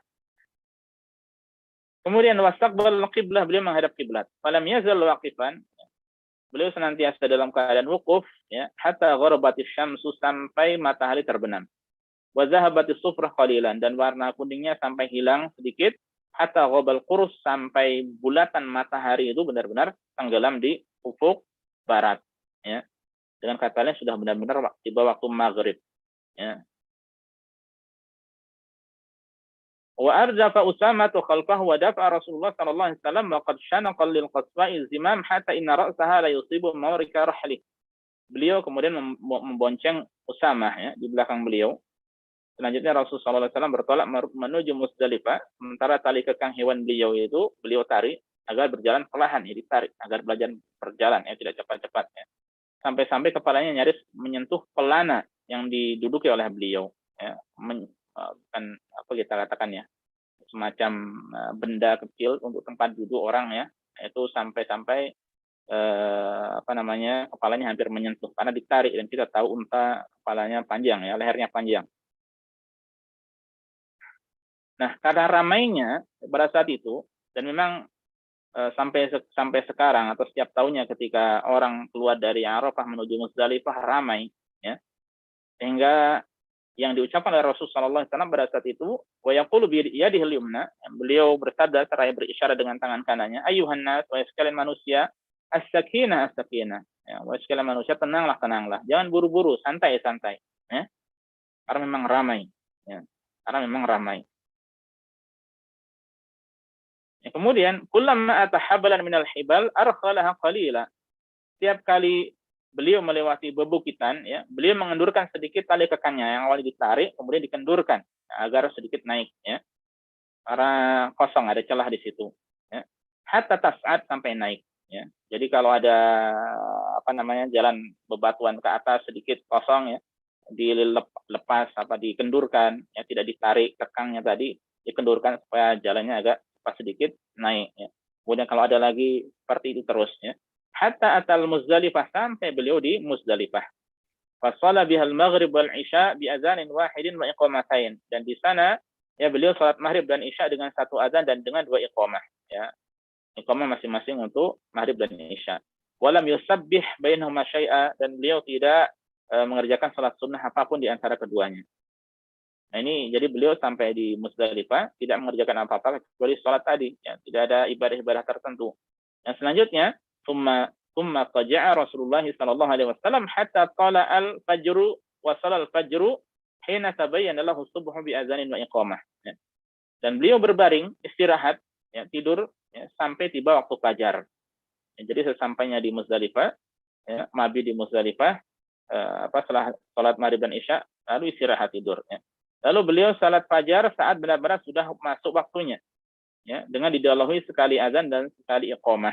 Ya, jadi hanya sekali azan, sekali iqamah. Adapun kita tahu bahwasanya di antara sunnah azan subuh adalah 2 kali azan, ya. Dulu pada azan yang pertama yang mengumandangkan azan itu adalah Bilal bin Rabah, ya. Adapun pada azan kedua ketika sudah masuk waktu fajar adalah yaitu Ibnu Ummi Maktum, ya, Ibnu Ummi Maktum. Nah, ini tadi berarti sudah pagi setelah sholat subuh, ya. Tsumma raqibal qaswa, ya. Kemudian akhirnya beliau naik unta qaswa tersebut hatta atal masyarul haram, sampai benar-benar berada di tengah Muzdalifah. Fastaqbalal qiblah, beliau menghadap ke kiblat. Fada'ahu, ya. Kemudian beliau berdoa pada Allah, wa kabbarahu, bertakbir, wa halalahu, mengucapkan tahlil, ya. Wa wahadahu, mengucapkan kalimat tauhid, ya. Jadi bertakbir, berzikir, subhanallah walhamdulillah wala ilaha illallah wallahu akbar wala haula wala quwata illa billah, ya. Atau la ilaha illallah wahdahu la syarika lah, lahul mulku wa lahul hamdu wa huwa ala kulli syai'in qadir, ya. Falam yazal waqifan hatta asfara jiddan, dan beliau tetap dalam keadaan seperti itu, ya, berdiri di atas hewan tunggangannya tadi, ya. Maksudnya duduk tentu saja di tunggangan tersebut sampai cahaya itu semakin terang, ya. Pada fa'a qabla an tatlu asy-syamsu, yang kemudian beliau menuju Mina sebelum matahari terbit, ya. Jadi sudah terang benderang tapi matahari belum terbit, baru jalan menuju ke Mina. Itu berarti ini pagi tanggal ke-10 Dzulhijjah, ya. Nah, ini kita lewati satu poin sebenarnya penting juga, ya, tapi kita lewati untuk menyingkat poin-poin penting khususnya untuk haji, ya. Hatta ada batna Muhassir. Selanjutnya beliau tiba di dasar lembah Muhassir atau Wadi Muhassir. Wadi atau lembah antara Muzdalifah dan Mina. Faharraka qalila. Lalu beliau bergegas lebih cepat. Itu di jalan situ itu beliau cepat-cepat. Ya, ada yang mengatakan bahwa mengapa beliau cepat-cepat, karena itu adalah tempat yang mana dahulu pasukan Abrohah itu diazab oleh Allah Subhanahu wa taala, ya. Namun banyak yang menjelaskan ini pendapat yang lemah karena mereka datang bukan di wadi situ, ya. Bukan dari arah wadi atau Mina dan Muzdalifah, tapi mereka yang benar diazabnya itu, dilempari bebatuan itu, ya, tarmihim bihijaratin min sijil itu, ya, di Wadi Mughammas namanya, ya, di Wadi Mughammas. Maka sebagian ulama mengatakan bahwa ketika di lembah itu jalanannya kalau pelan-pelan akan merosot, ya, sehingga sekiranya cepat maka itu lebih baik. Akhirnya beliau bergegas cepat-cepat pada saat itu, ya. Tsumma salaka tariqal wusta, kemudian beliau menempuh jalan tengah, ya, allati takhruju 'ala al-jamratil kubra, jalan tengah yang mengarahkan langsung ke Jumrah Aqabah, ya. Hatta asal Jumrah allati 'inda syajarah, ini tanggal 10 Dzulhijjah, ya. Jadi beliau kemudian langsung menuju ke Jamrah Aqabah, ya, allati 'inda syajarah, yang berada dekat dengan syajarah, dengan pohon. Ya, pohonnya sekarang sudah tidak ada. Faramaha bisabi hasayat, kemudian beliau melempar, ya, jumrah tersebut dengan 7 kerikil. yukabbiru ma'a kulli hasad. Setiap lemparan itu beliau bertakbir, Allahu Akbar, Allahu Akbar. Ya, misli hasal hadfi, di mana ukurannya itu, ukuran kerikilnya itu, batu kerikilnya ya sekitar itu seruas jari, ya kurang lebih besar atau lebih kecil, lebih kecil atau lebih besar lagi, kurang lebihnya seruas jari, ya seruas jari. Rama min batnil wadi, ya beliau melempar jumrah dari dasar lembah, ya. Jadi Mina dijadikan sebelah kanan, Makkah dijadikan di sebelah kirinya. Nah, setelah itu, umman sarafa ilal manhar. Setelah melempar jumrah, jadi sunnahnya, yang sudah sering kita sampaikan, sunnahnya pada amalan hari 10, melempar jumrah, menyembelih hadyu, kemudian cukur, ya. Setelah itu baru tawaf ifadah dan haji, tawaf ifadah dan sa'i haji. Ya. Makanya kemudian summa sarafa ilal manhar, selanjutnya beliau pergi menuju tempat penyembelihan. Fanahara salasan wa sittina biyadih. Beliau menyembelih sendiri, ya, dengan tangan beliau sendiri 63 ekor unta. Ya, kuatnya Rasulullah sallallahu alaihi wasallam, ya, dan dermawannya beliau. Summa a'ta Aliyan fanahara ma ghabar. Adapun sisanya diserahkan kepada Ali penyembelihannya, ya. Wa asyarakahu fi hadihi, dan beliau mengikut sertakan Ali dengan hadyu beliau tersebut, ya. Summa amara min kulli badanah bi bid'ah faju'ila fi idrin fatubikhat, ya. Kemudian beliau memerintahkan untuk mengambil bagian dari setiap untanya itu, ya, lalu dimasukkan ke dalam panci dan dimasak. Fa'akala min lahmiha wa syariba min maraqiha. Ya, mereka berdua, itu Rasul sallallahu alaihi wasallam dan Ali bin Abi Thalib radhiyallahu ta'ala anhu, ya, ikut menyantap, ya, dari dagingnya dan meminum dari maroknya atau kuah, ya. Jadi dari masakannya yang berkuah itu disantap juga oleh beliau, demikian pula oleh Ali. Makanya kalau hadju, ya, silakan dimakan, ikut makan, ya, sisanya disedekahkan, ya. Ini adalah yang terbaik, ya. Adapun kalau dam, mengatakan tidak boleh dia ambil darinya, ya. Kalau itu sebagai denda atau meninggalkan wajib atau melakukan pelanggaran, maka dia tidak boleh mengambil. Dan akhirnya kita sampai di ujung dari hadis, ya. Tsumma raqiba Rasulullah sallallahu alaihi wasallam fa afadha ila al-bait. Ya, kemudian Rasulullah sallallahu alaihi wasallam naik hewan tunggangannya itu, ya, dan bertolak menuju Ka'bah. Ya, untuk apa? Untuk Untuk yaitu tawaf, ya. Fa shalla bi Makkah zuhra, ya. Kemudian beliau salat zuhur di Mekah, fa ata Bani Abdul Muttalib yasquna ala Zamzam. Ya. Lalu beliau mendatangi keturunan dari Abdul Muttalib, ya, yang sedang membagikan air Zamzam, ya, kepada orang-orang, karena ini tugas mereka, ya. Kemudian faqala Rasulullah SAW berkata, inzi'u Bani Abdul Muttalib, ya. Teruskanlah kerjaan atau amalan kalian, wahai Bani Abdul Muttalib. Falaula an yaghlibakumun nas ala siqayatikum lanaza'tu ma'akum fanawaluhu dalwan fashariba minhu. Sekiranya aku tidak khawatir orang-orang akan ikut serta membagi Zamzam bersama kalian, niscaya aku sudah ikut serta bersama kalian. Ya, lalu mereka mengambil satu ember, ya, dahulu memang dengan ember, ya, ember Zamzam, dan beliau meminum darinya, Rasulullah SAW. Ya. Jadi sekiranya Rasul tidak khawatir orang akan mengikuti beliau, niscaya Rasul pun akan mengambil juga, ya. Tapi kalau beliau ambil, nanti orang-orang melihat, orang-orang kira, oh ini sunnah, berarti mengikuti Rasulullah SAW. Akhirnya mereka ikut-ikut melakukan hal tersebut. Padahal ini adalah kemuliaan yang sudah menjadi tugas dari keturunan Bani Abdul Muttalib. Jadi masing-masing dari Mekkah itu orang-orang tertentu atau kabilah-kabilah tertentu, ya. Urusan minum ada yang mengurusi kabilah sendiri, pintu Ka'bah ada yang megang sendiri, urusan ini urusan itu. Ini ada kabilah-kabilah sendiri yang mengurusi hal tersebut, ya. Dengan demikian para jamaah, sampai di sini selesai kita membahas seputar ringkasan sifat haji Nabi SAW dari hadis Jabir, dan ini masih selesai pada tanggal ke-10 Dzulhijjah, ya. Dan sudah kita sampaikan bahwa hadis-hadis yang lainnya itu banyak yang untuk merinci amalan-amalan haji, ya.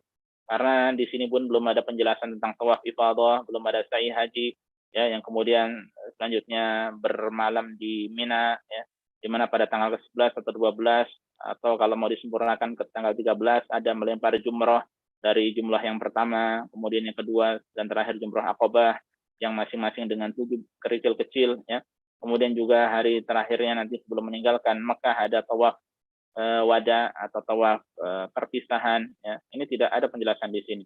Namun secara global insya Allah kita sudah tahu, ya, bahwa sekiranya seorang mengambil haji tamattu, maka dia bagi menjadi dua amalannya. Pertama umroh, dia niatkan untuk umroh, ya, di bulan haji. Kemudian setelah itu baru dia niat haji, ya, pada tanggal ke-8 Zulhijjah atau hari Tarwiyah, di mana pada hari ke-8 ada amalan sendiri, 9 ada amalan sendiri, 10 ada amalan sendiri, kemudian pada hari-hari tasyrik pun ada amalan-amalan sendiri. Ya, ini yang bisa disampaikan pada kesempatan kali ini. Semoga bermanfaat, semoga menjadi ilmu yang bermanfaat bagi kita semuanya, dan semoga kita dimudahkan untuk memahaminya. Kurang lebihnya saya mohon maaf. Wallahu ta'ala alam. Kalau ada pertanyaan silakan disampaikan. Wassallallahu ala nabiyina Muhammad wasallam tasliman katsiran. Bismillah, walhamdulillah, wassalatu wassalamu ala rasulillah wa ala alihi wa sahbihi wa man wala. Syukran wa jazakallahu khairan Ustaz atas ilmu dan faedah yang antum sampaikan. InsyaAllah akan menjadi ilmu yang sangat bermanfaat bagi kami. Amin amin ya rabbal alamin. Baik, bagi bapak-bapak dan ibu-ibu, jika mempunyai pertanyaan bisa disampaikan secara langsung dengan cara raise hand terlebih dahulu, atau bisa melalui chatbox everyone. Bagi yang ingin bertanya secara privat bisa sampaikan ke Saifuddin Abu Rumaiso. Baik Ustadz, ini ada pertanyaan masuk Ustadz. Assalamualaikum Ustadz, barakallahu fikum. Ingin bertanya, apabila berniat akan haji dan juga akan berkurban di tahun yang sama, apabila berkurban disyariatkan untuk tidak lagi potong rambut atau kuku di dalam bulan Dzulhijjah, sedangkan dalam berhaji tentu ada beberapa tahapan ibadah untuk potong rambut halul. Seperti ini bagaimana Ustaz? Jazakallahu khairan Ustaz. Waalaikumsalam warahmatullahi wabarakatuh. Barakallahu fiik untuk antum yang bertanya. Jazakumullah khair. Untuk seorang yang berhaji, ya, secara asal dia ada kewajiban, khususnya haji tamattu dan qiran, itu membayar hadyu. Adapun orang yang tidak berhaji, dia ada ibadah yang hukumnya sunnah muakkadah, ditekankan, yaitu berkurban. Ya, dan insya Allah tidak sampai derajat wajib, karena Abu Bakar Umar, ya, itu pernah tidak berkurban pada suatu tahun, ya, dan kita tahu Abu Bakar termasuk orang yang berharta, ya, namun ternyata tidak berkurban, yang menunjukkan bahwa kurban tidak sampai derajat wajib, ya, meskipun sebagian ada berpendapat kurban hukumnya wajib. Ini yang pertama, ya. Namun selanjutnya, sekiranya orang yang berhaji, ya, dia ingin berkurban, maka hukumnya adalah boleh. Hanya saja ketika anggap saja dia sejak sekarang sudah niat untuk untuk berkurban, maka kalau sudah masuk 1 Dzulhijjah, dia tidak boleh mengambil kukunya, rambutnya, termasuk kulit-kulit yang mungkin kering, ya, dan sebagainya, ya, tidak boleh diambil. Rambut kepala tidak boleh dicabut, rambut ketiak, rambut kemaluan, atau kuku tangan dan kaki tidak boleh diambil. Ya. Sekiranya diambil, maka dia beristighfar pada Allah Subhanahu Wa Taala. Ya. Hanya saja kemudian terbentur dengan amalan mungkin yang umrah tamattu, ya, yang haji tamattu. Dia umrah, dan umrah itu ada tahallul, yaitu mencukur rambutnya atau memendekkan sunnahnya. Adapun mencukur habisnya nanti pada saat haji. Ya. Maka kita katakan, ulama mengatakan, ya, dia harus mengerjakan hal tersebut, ya, karena itu termasuk dari manasik umrah yang tidak boleh ditinggalkan, yaitu cukur, ya. Jadi ketika tidak ada tidak ada manasik tersebut, maka dia tidak boleh mengambilnya. Jadi dengan kata lain, karena itu termasuk dari manasik haji, maka tidak mengapa, ya, dia ambil. Bahkan dia berdosa sekiranya dia tidak mencukur rambut kepalanya, ya, tidak mencukur rambut kepalanya, ya, karena dia meninggalkan salah satu wajib dari ibadah umroh, ya, yaitu mencukur, ya.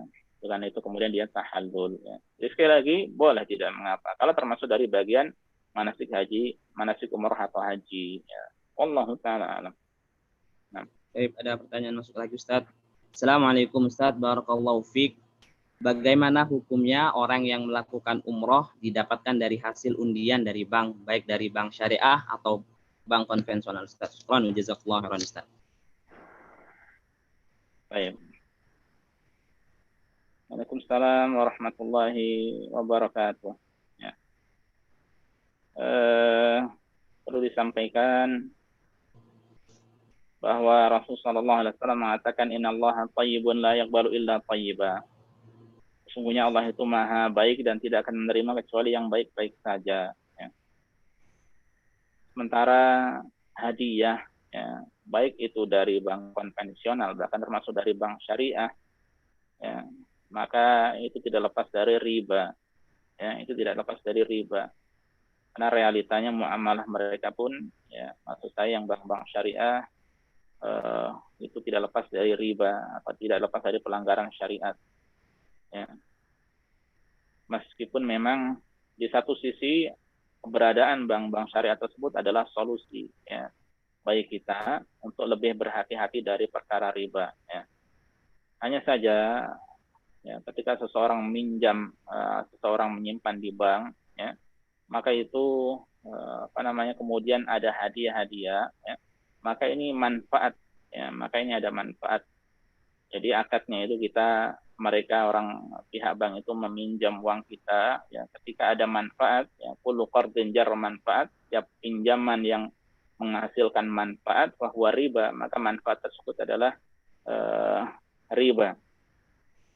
Jadi undian-undian di bank, ya, sekiranya itu memang adalah hadiah, ya, itu adalah hadiah dari bank tersebut, ya, jangan diambil, ya, jangan diambil. Sekiranya memang kita belum mampu untuk umrah atau belum mampu untuk haji, ya, kita sabar karena tidak ada kewajiban kecuali bagi orang yang mampu. Ingat bahwa di antara syarat wajib haji adalah istita'ah, mampu secara harta, biaya, bekal, termasuk bekal bagi keluarga yang ditinggalkan di negerinya ketika dia pergi haji. Ya. Makanya hati-hati dalam masalah ini. Ya, dan tentu saja dikhawatirkan ketika memang, ya, hal tersebut adalah dari usaha yang tidak baik yang mengandung riba, ya, maka rentan tentu saja tidak akan diterima oleh Allah Subhanahu wa taala, lebih dekat kepada tidak diterima oleh Allah Subhanahu wa taala. Karena Allah tidak menerima kecuali yang baik saja. Jadi solusinya kita simpan uang kita, ya, kemudian kalau memang itu uang kita sudah cukup, ya, kita gunakan untuk mendaftar rumah atau mendaftar haji, ya. Adapun hadiah, meskipun itu hanya sekedar payung atau tas atau apa kita katakan, ya, aksesoris macam gantungan kunci dan sebagainya, jangan kita ambil, ya, karena itu adalah manfaat, ya, dan itulah yang disebut dengan riba itu sendiri, ya, itulah yang disebut dengan riba itu sendiri, ya. Wallahu ta'ala alam, ya, semoga dapat dipahami.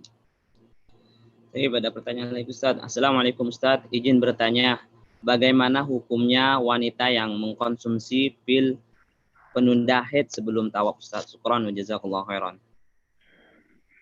Waalaikumsalam warahmatullahi wabarakatuh. Ya. Ulama sudah membahas masalah ini, ya,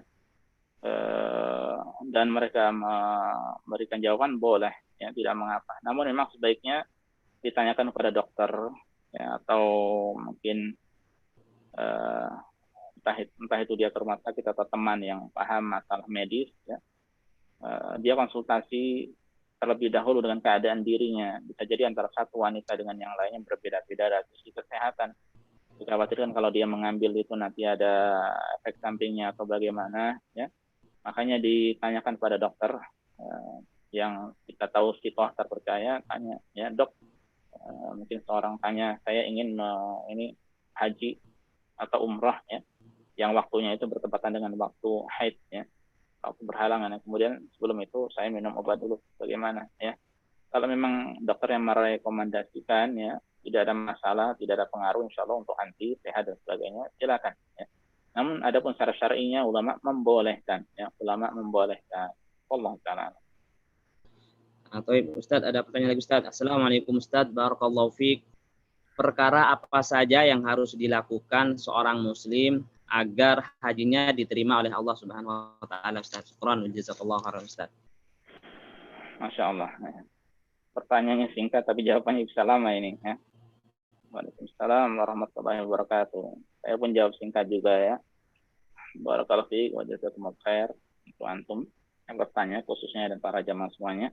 Eh, singkatnya dia harus belajar ya, pertama belajar tata cara berhaji sesuai dengan tuntunan Rasul Sallallahu Alaihi Wasallam ya, bukan sesuai dengan tuntunan apa namanya golongan ini golongan itu, tidak, tapi yang benar-benar sesuai dengan tuntunan hadis-hadis Rasul Sallallahu Alaihi Wasallam. Dan alhamdulillah banyak buku-buku yang sudah mengulasnya ya.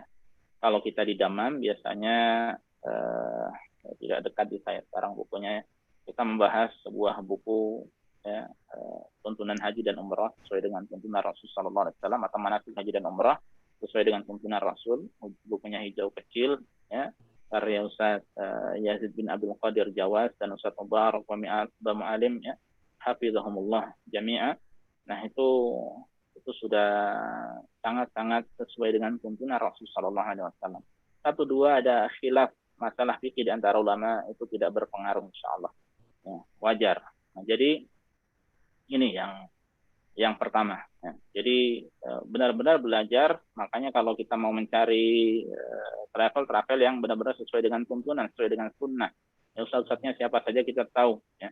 Bagaimana mengambil miqatnya itu, apakah di Jeddah atau di atas pesawat ketika bersejajar dengan ya lam-lam. Nah ini kita semestinya tahu dari awal, tidak asal-asalan ini lebih murah ya, tidak ya. Tapi mana yang sesuai dengan tuntunan. Kalau di antara travel yang sesuai dengan tuntunan kemudian itu yang paling murah, maka ambil. Ini khususnya kalau dari Indonesia ya. Ini yang pertama, jadi belajar. Yang kedua juga kita berusaha untuk ikhlas, belajar ikhlas. Ya, kita pelajari apa saja yang bisa menafikan amalan, yang bisa mengurangi keikhlasan. Ya, ingin pujian, ingin apa namanya disanjungan, ya, dan hal-hal yang semacamnya.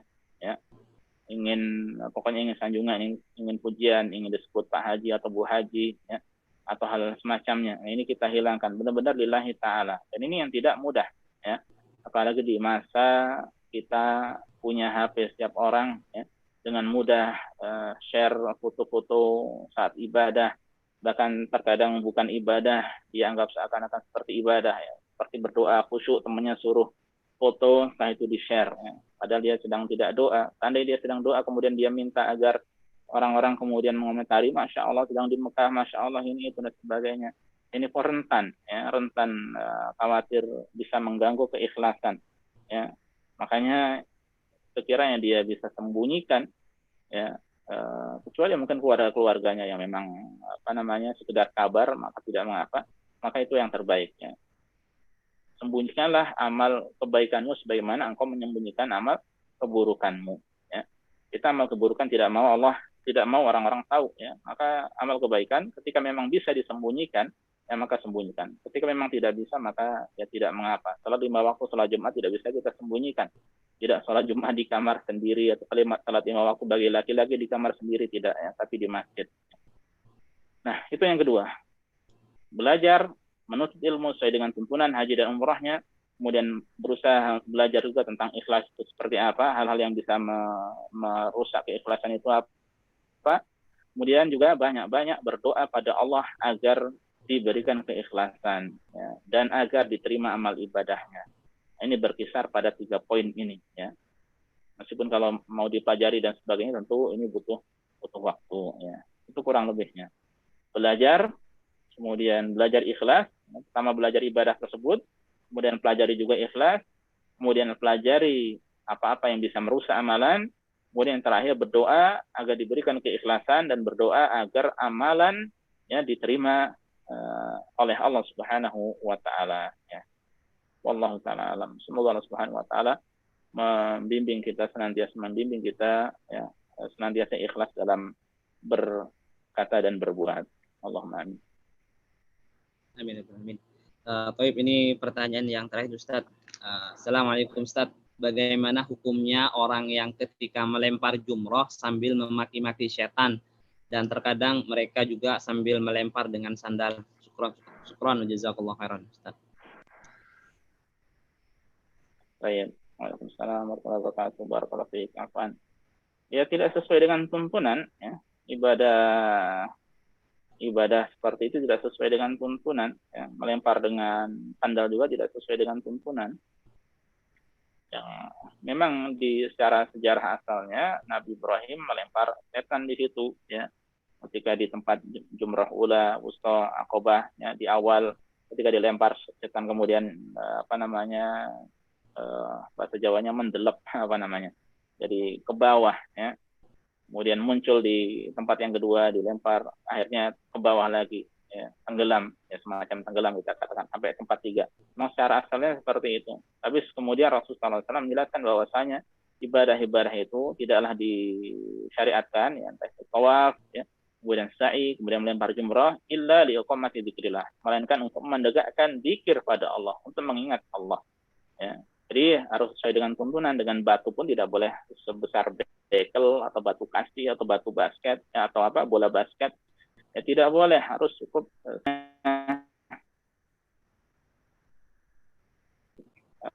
yang kecil pokoknya tidak. Jadi ya, kita berusaha sesuai dengan tuntunan, kemudian lemparnya penuh mengucapkan Allahu Akbar, bukan maki-maki setan. Nah ini pentingnya belajar yang sesuai dengan tuntunan ya.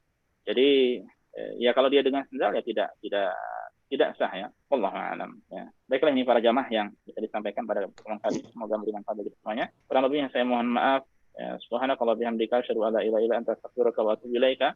Assalamualaikum warahmatullahi